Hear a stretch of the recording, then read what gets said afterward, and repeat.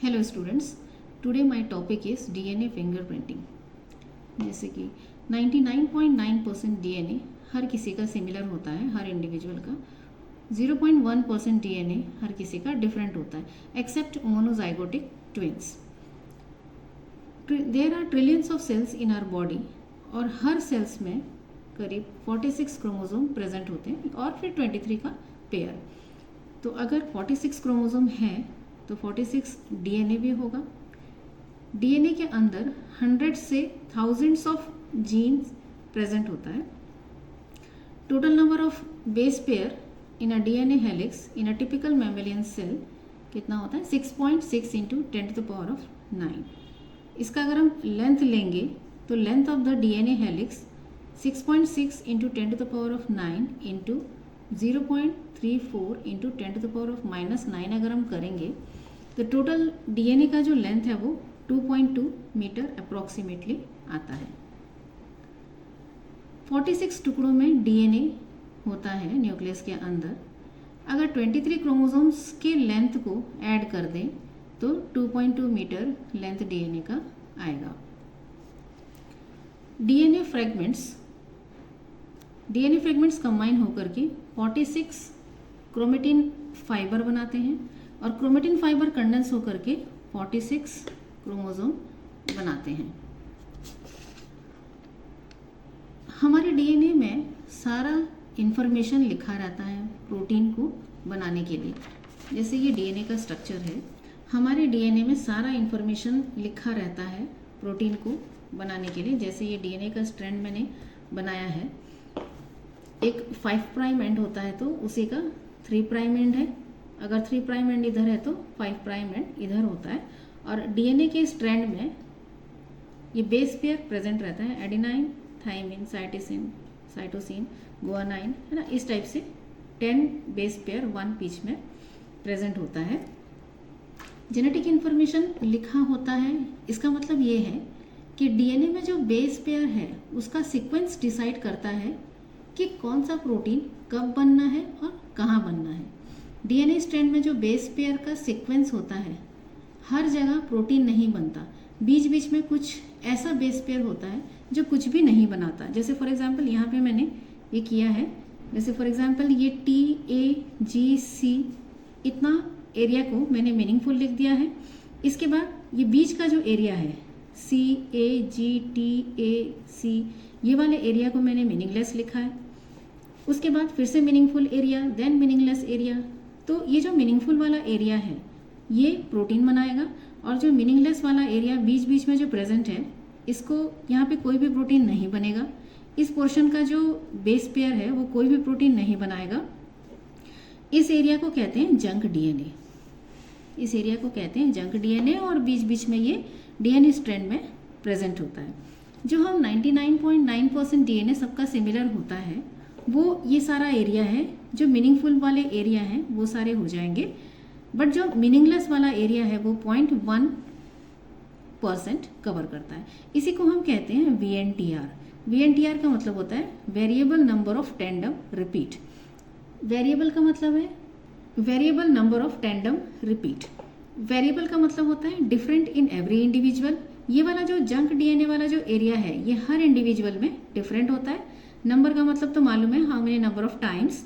Then tandem मतलब one after another, है ना, वन आफ्टर द अनदर। जैसे फॉर एग्जांपल यहाँ पे कुछ जंक डीएनए का पार्ट आया, देन उसके बाद नेक्स्ट जंक डीएनए का कुछ पार्ट आएगा, फिर उसके बाद उसी स्ट्रैंड में वही चीज़ उस एक के बाद एक आता है। रिपीट मतलब बार बार वही चीज़ रिपीट हो रहा है। अगर हम जंक डीएनए वाले पार्ट को VNTR को अगर हम वर्ड के फॉर्म में बोलेंगे तब इसको बोलते हैं सैटेलाइट डीएनए और सेट डीएनए। और सेट डीएनए 3 टाइप्स का होता है, micro satellite, mini satellite and macro satellite. Micro satellite हम लेते हैं very small piece of DNA, उसमें रहता है 2 to 10 बेस पेयर को इंक्लूड करते हैं। मिनी सैटेलाइट में 10 to 100 बेस पेयर लिया जाता है और मैक्रो सैटेलाइट में बिग डीएनए का स्ट्रैंड लिया जाता है जिसमें काफ़ी सारे न्यूक्लियोटाइड्स प्रेजेंट रहते हैं। तो जनरली हम डीएनए फिंगरप्रिंटिंग में मिनी सैटेलाइट को लेते हैं जिसमें 10 से 100 बेस पेयर प्रेजेंट रहता है। ये जैसे बेस पेयर प्रेजेंट है, डीएनए फ्रेगमेंट्स में ये जो बेस पेयर प्रेजेंट है, तो इसमें करीब 10 से लेकर के 100 बेस पेयर हम डीएनए फिंगरप्रिंटिंग के लिए यूज़ करते हैं। हम मिनी सैटेलाइट को यूज़ करते हैं डीएनए फिंगरप्रिंटिंग के लिए। स्मॉल वाला अगर हम माइक्रो यूज़ करेंगे तो प्रॉब्लम ये होता है कि उसमें बैंड अच्छे से नहीं बन पाते हैं, जो कि हमको एक्सरे में देखना होगा। नेक्स्ट अगर हम मैक्रो लेते हैं तो काफ़ी ज़्यादा कॉम्प्लिकेटेड हो जाता है, प्रोसेस ठीक से नहीं हो पाता है। तो जनरली हम मिनी सैटेलाइट वाले पोर्शन को लेते हैं। अबाउट 10 to 100 बेस पेयर जिसमें प्रेजेंट होता है, उस फ्रेगमेंट्स को हम VNTR के लिए या फिर डीएनए फिंगरप्रिंटिंग के लिए लिया जाता है। डीएनए टेस्ट करने के लिए सस्पेक्टेड इंडिविजुअल का हर एक न्यूक्लियोटाइड को मैच करने का ज़रूरत नहीं होता है। जीन सीक्वेंसिंग करके भी हम कर सकते हैं। जीन सीक्वेंसिंग का क्या मीनिंग है कि हम जीन को, हम डीएनए का हर चीज़ हम मैच करते हैं। जैसे फॉर एग्जांपल कहीं पे क्राइम हुआ है तो क्राइम का जो स्टेन है हम सस्पेक्टेड इंडिविजुअल से अगर हम मैच करते हैं तो हर एक चीज़ हम उसमें हर एक बेस पेयर को मैच नहीं करते। फॉर एग्जांपल जैसे ए स्टेन का मिला है और सस्पेक्टेड इंडिविजुअल का हमको ए मैच करना है, उसका टी मैच करना है, सी मैच करना है, जी मैच करना है। ऐसे हर एक बेस पेयर को हम मैचिंग नहीं करते, बिकॉज ये काफ़ी ज़्यादा टाइम भी लगता है और काफ़ी मनी भी वेस्ट होता है। इस वजह से हम क्या करते हैं, बड़े बड़े चीज़ों को काउंट करते हैं, बड़े बड़े चीज़ों को लेते हैं। जैसे फॉर एग्जांपल हमने जंक डीएनए का थोड़ा सा पोर्शन लिया, नेक्स्ट यही वाला जंक डीएनए कितने बार रिपीट हो रहा है उसको देखा जाता है। मतलब बड़े बड़े फ्रेगमेंट्स को अबाउट 10 से 100 बेस पेयर तक के रीजन को हम देखते हैं। जैसे फॉर एग्जांपल 2 बायोलॉजी का बुक है, उसका हर दोनों बुक को हमको अगर देखना है कि दोनों बिल्कुल एक जैसा है क्या, सिमिलर है क्या, उसके लिए हम उस दोनों बुक को का हर चीज़ है ना, हर वर्ड टू वर्ड, हर स्पेलिंग, हर अल्फ़ाबेट को मैचिंग नहीं करते। जैसे फॉर एग्जांपल बी इसका बी सिमिलर है क्या, इसका एल सिमिलर है क्या, ये हर चीज़ हम मैचिंग नहीं करते। फर्स्ट ऑफ ऑल हम देखेंगे कि वो बायोलॉजी एनसीईआरटी का बुक है क्या, उसका ऑथर कौन है, ये हम देखते हैं। देन आफ्टर दैट हम देखते हैं number of chapters, number of pages देखते हैं। दोनों अगर सिमिलर मिलता है तो हम उसको डिक्लेयर कर देते हैं कि वो सिमिलर है। तो इसमें हम हर एक वर्ड को नहीं देखते, हम क्या क्या देखेंगे, ऑथर का नाम, बायोलॉजी एनसीईआरटी है क्या, और number of pages, number of chapters देख करके हम डिसाइड कर लेते हैं। हम एक एक लेटर को मैच नहीं करते। ठीक उसी तरह से डीएनए फिंगरप्रिंटिंग में हम हर एक न्यूक्लियोटाइड को, हर एक बेस पेयर को मैच नहीं करते, हम बड़े बड़े चीज़ों को लेंगे। फॉर एग्जाम्पल जंक डीएनए वाले पार्ट्स को हम लेते हैं।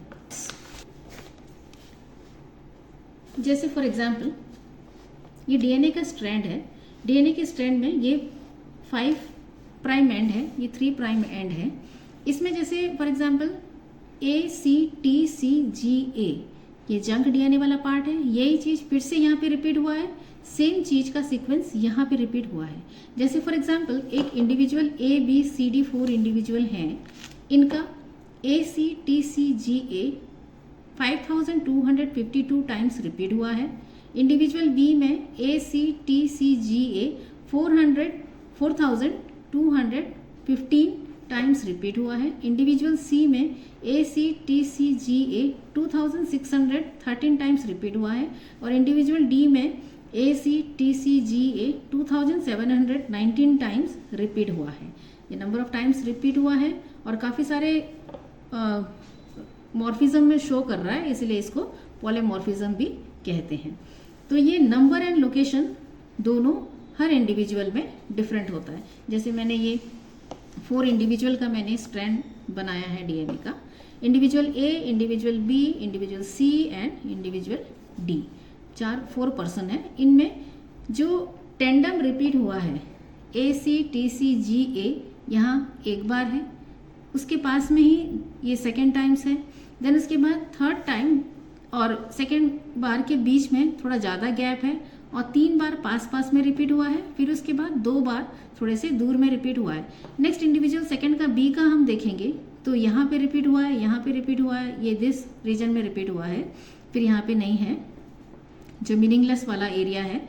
इंडिविजुअल सी में हाउ मेनी टाइम्स, यहाँ पे इसमें हम देखेंगे। इंडिविजुअल डी में यहाँ पे रिपीट हुआ है। तो चारों इंडिविजुअल में हम देखते हैं अलग अलग जगह पे सेम चीज रिपीट हुआ है।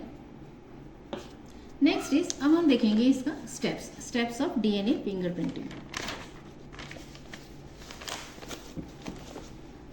सबसे पहले हमको करना क्या है, स्टेप्स है ना। स्टेप्स में सबसे पहले डीएनए आइसोलेशन। आइसोलेशन मतलब डीएनए को हम आइसोलेट करेंगे, हम अलग करेंगे। सेल न्यूक्लियस के अंदर काफ़ी सारी चीज़ें होता है, तो हमको सिर्फ डीएनए चाहिए, इसलिए डीएनए को हम अलग करेंगे। इसके लिए क्या करते हैं, DNA is extracted from the cell in a high speed centrifuge. Centrifuge machine में इसको हम जब डाल देंगे और हाईली सेंट्रीफ्यूग अगर हम करेंगे तो डीएनए अलग हो जाएगा। Second step is the amplification. Amplification में हम क्या करेंगे, बहुत सारी कॉपी हमको डीएनए का चाहिए, क्योंकि क्या होता है, थोड़ा सा कॉपी अगर हम डीएनए का लेंगे तो कभी कभी क्या होता है, डीएनए प्रोसेस के टाइम पे भी खराब होने का चांसेस रहता है। इसीलिए हम क्या करते हैं, डीएनए का काफ़ी सारे कॉपी बना लेते हैं by the process of polymerase chain reaction, और इसको पीसीआर भी कहते हैं। पीसीआर जस्ट इमेजिन करना है कि एक फोटोस्टेट मशीन है। जैसे फोटोस्टेट मशीन में कुछ ही मिनट्स में काफ़ी सारे कॉपी कोई भी चीज़ का मिल जाता है, ठीक उसी तरह से पॉलीमरेज चेन रिएक्शन एक फोटोस्टेट मशीन है, उसमें काफ़ी सारे कॉपीज ऑफ डीएनए हमको मिल जाता है। Many copies of the extracted DNA can be made by the use of polymerase chain reaction. Next, third step is the digestion of DNA by restriction endonuclease. Restriction endonuclease DNA को बीच से काटेगा। Endonuclease मतलब ये enzyme है जो कि DNA को काटेगा। दो टाइप का एंजाइम्स होता है, exonuclease and endonuclease. Endonuclease DNA को बीच बीच में कट करेगा और एक्सोन्यूक्लियस डीएनए को एंड में कट करता है। डीएनए खास जगह में ही कटता है। इस साइट को पैलिंड्रोमिक साइट भी कहते हैं। जहाँ एंजाइम का लोकेशन होता है वहीं डीएनए कटेगा। जैसे फॉर एग्जांपल यहाँ पे मैंने बनाया है, ये डीएनए का स्ट्रैंड है, इसमें रेस्ट्रिक्शन एंडोन्यूक्लियस यहाँ पे कट करेगा, इधर यहाँ पे कट किया, तो हर यहाँ पे डीएनए एंडोन्यूक्लियस बीच बीच में कट कर रहा है। इसका लोकेशन फिक्स रहता है, कहाँ पे ये कट करेगा। इस जहाँ एंजाइम का लोकेशन होता है वहीं कट होगा।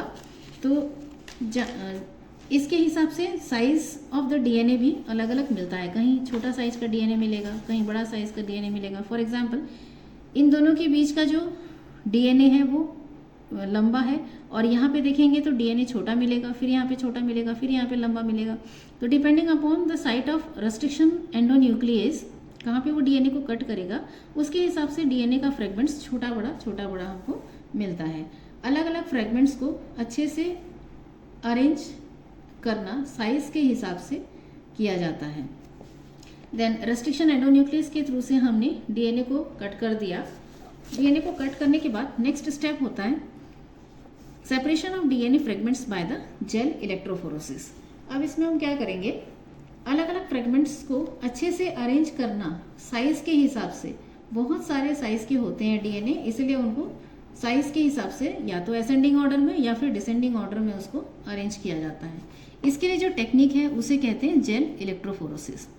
इसमें लिया जाता है एगररोस जेल या फिर पॉलीएक्रिलामाइड जेल लिया जाता है। ये एक ट्रे है जिसमें एगररोस जेल लिया गया है, और इस ट्रे में 3 वेल बने हुए होते हैं। इन वेल्स में जो हमने पीसीआर करके काफ़ी सारे डीएनए बनाया हुआ था वो डीएनए इसमें डला हुआ है। कोई छोटा फ्रेगमेंट्स है डीएनए का, कोई बड़ा फ्रेगमेंट्स है डीएनए का। तो एक तरफ पॉजिटिव इलेक्ट्रोड है, एक तरफ नेगेटिव इलेक्ट्रोड है। जैसे हम इसको बैटरी से कनेक्ट कर देते हैं तो इसके अंदर से डीएनए नेगेटिव चार्ज पार्टिकल होता है, इसीलिए क्या होगा, सारे डीएनए यहाँ से निकलेंगे और पॉजिटिव इलेक्ट्रोड की तरफ जाएंगे। जेल एक खास तरह का मटेरियल है जिसके अंदर छोटे छोटे टनल्स होते हैं, जिसके अंदर छोटे छोटे माइक्रोस्कोपिक टनल्स होते हैं। इलेक्ट्रिक फील्ड जब हम चलाएंगे, लेफ्ट में हम पॉजिटिव इलेक्ट्रोड लेते हैं और राइट साइड में हम नेगेटिव इलेक्ट्रोड लेंगे, तो इस वेल से डीएनए निकल करके पॉजिटिव इलेक्ट्रोड की तरफ में आएगा। अगर कोई हिंड्रेंस ना हो तो सारे छोटे बड़े डीएनए, सारे जो स्मॉल फ्रेगमेंट्स डीएनए का बना हुआ है, जो बिग फ्रेगमेंट्स डीएनए का बना हुआ है, सारे फ्रेगमेंट्स डीएनए पॉजिटिव की तरफ में आ जाएंगे। लेकिन हमारा पर्पस ये नहीं है, हमको करना क्या है, जो स्मॉल फ्रेगमेंट्स वाले डीएनए है उसको पॉजिटिव की तरफ लाना है। इसके लिए हम क्या करेंगे, इनके बीच में कुछ हिंड्रेंस रख देंगे। तो ये हिंड्रेंस रखने से क्या होगा, खाली जो स्मॉल फ्रेगमेंट्स डीएनए का है वही सिर्फ पॉजिटिव की तरफ में आएंगे। जेल इलेक्ट्रोफोरेसिस में जो डीएनए के स्मॉल स्मॉल फ्रेगमेंट्स हमने सेपरेट कर दिया था बिग फ्रेगमेंट से, अब इसको हम क्या करेंगे, इसको ये जो डीएनए का जो डबल स्ट्रैंडेड है, डबल स्ट्रैंडेड डीएनए को हमको सिंगल सिंगल स्ट्रैंड करना है। इसके लिए हम क्या करेंगे, या तो इसमें हम टेम्परेचर देके भी कर सकते हैं अबाउट 90 डिग्री। अगर हम टेम्परेचर देते हैं तो डीएनए खराब होने का चांसेस होता है, डीनेचुरेशन होने का चांसेस होता है। दैट्स वाई हम डीएनए को टेम्परेचर नहीं देंगे। उसके बदले हम क्या करते हैं, NaOH का सॉल्यूशन उसमें डाल देते हैं।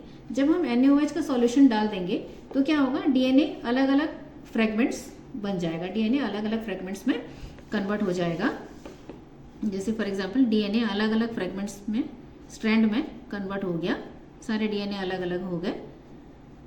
अब यहाँ पे क्वेश्चन अराइज होता है कि अगर डीएनए अलग अलग स्ट्रैंड में है और इसको सूटेबल कंडीशन दे दिया गया तो ये आपस में हाइड्रोजन बॉन्ड बना करके फिर से डबल स्ट्रैंड कर देते हैं।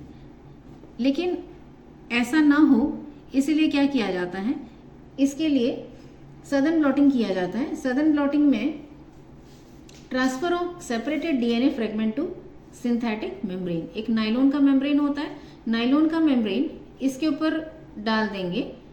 देन उसके बाद क्या होगा, उसके ऊपर थोड़ा सा प्रेशर डालते हैं और एक दिन के बाद जब वो नायलॉन मेम्ब्रेन को हटाएंगे वहाँ से तो सारे फ्रेगमेंट्स उसमें आ जाते हैं या उसमें चिपक जाते हैं।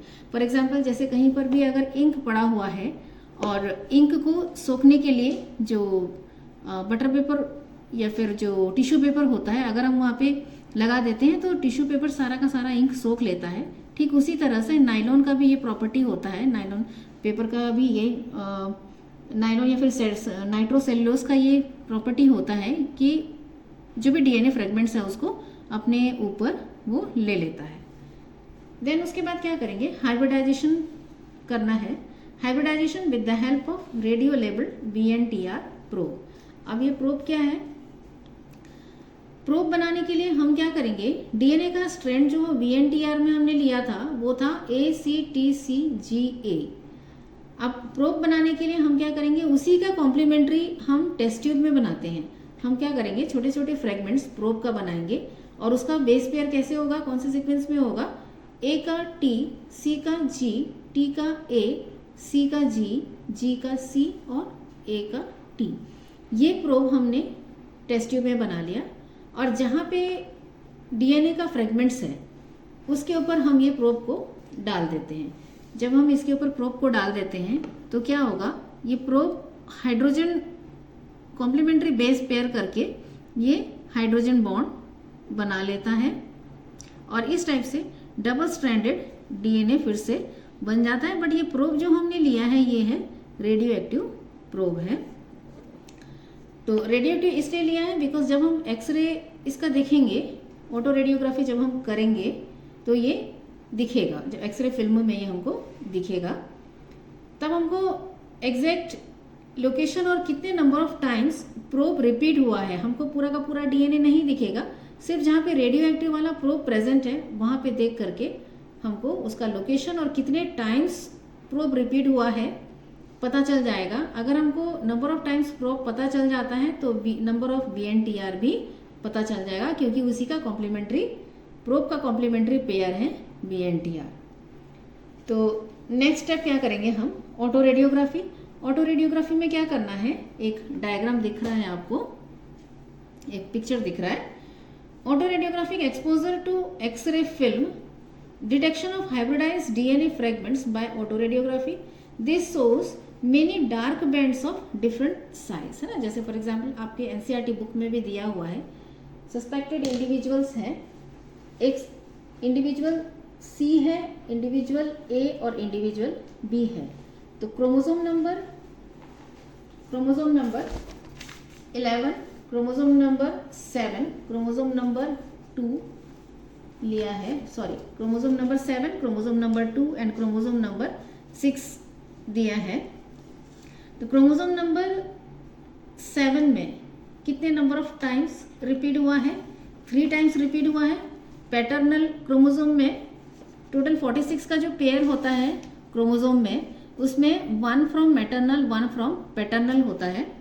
तो इसमें से पैटर्नल क्रोमोसोम में 3 number of times VNTR repeat हुआ है, मैटरनल में 4 नंबर ऑफ टाइम्स रिपीट हुआ है। नेक्स्ट इंडिविजुअल बी का अगर हम देखेंगे तो इसमें भी कुछ 11 टाइम्स रिपीट हुआ है। क्रोमोसोम जो मैटरनल वाला है उसमें भी कुछ रिपीट हुआ है। नेक्स्ट क्रोमोसोम नंबर 2 में और क्रोमोसोम नंबर 6 में अगर हम देखेंगे तो कुछ पैटर्न्स इसमें भी हमको देखने को मिलता है। देन नीचे जो डायग्राम है उसमें ये है कि सस्पेक्ट जो इंडिविजुअल सी है उसका हमको मैच करना है ए और बी से। तो इसमें हम देखेंगे ये जस्ट ऐसा दिखता है जैसे बार कोड जैसा दिखता है। सी वाला का जो क्रोमोसोम नंबर 7 है वो बी वाले से मैच कर रहा है, ए वाले से मैच नहीं कर रहा है। नेक्स्ट इज क्रोमोसोम नंबर 2 जो है वो भी बी वाले से मैच कर रहा है सी वाले का। क्रोमोसोम नंबर 16 जो है सी का वो भी बी वाले से मैच कर रहा है, ए वाले से नहीं है। तो इससे हमको पता चलता है सस्पेक्टेड इंडिविजुअल जो है वो है इंडिविजुअल बी। ठीक है, तो ये जो डीएनए हम जस्ट लाइक बारकोड जैसा ही हमको दिख रहा है ऑटो रेडियोग्राफी में, तो इससे कंफर्म हो जाता है कि जो सस्पेक्टेड इंडिविजुअल है उसी ने क्राइम किया है। Thank you. अब जेल इलेक्ट्रोफोरेसिस से हमने स्मॉल फ्रेगमेंट्स और बिग फ्रेगमेंट्स को सेपरेट कर लिया। जो स्मॉल फ्रेगमेंट्स है उसको भी